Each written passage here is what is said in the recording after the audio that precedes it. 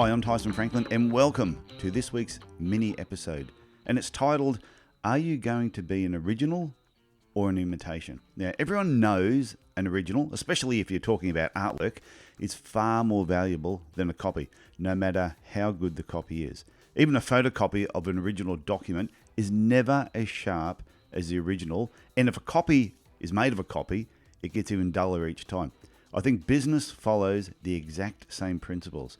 And this is a mistake often made by new business owners, and even some existing businesses are still making the same mistake, which is why they find it difficult to grow their business and expand, is they try to copy what others are doing. And here's where the problem lies. There's no original thoughts.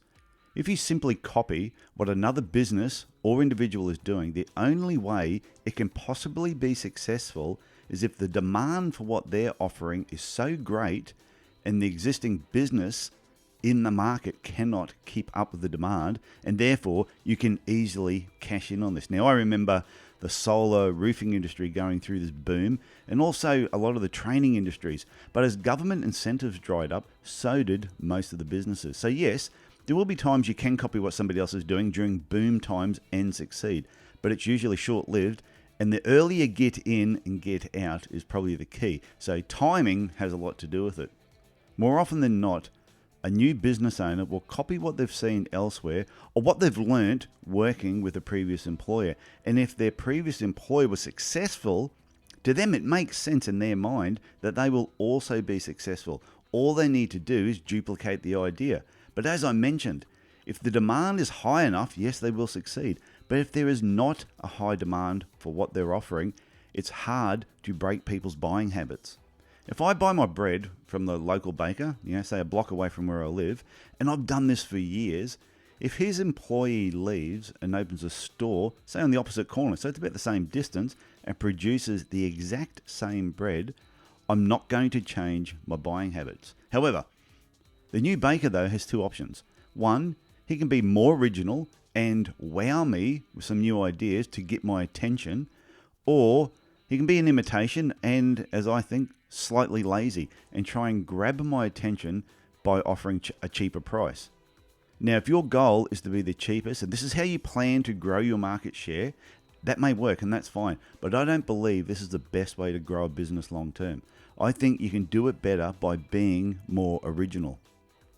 Ask yourself the following questions about your proposed business. How many businesses in your area provide the exact same service as you? How many are doing things the same way? Are they all using the same processes? What will distinguish your business from your competitors? What skills have you got that they do not have?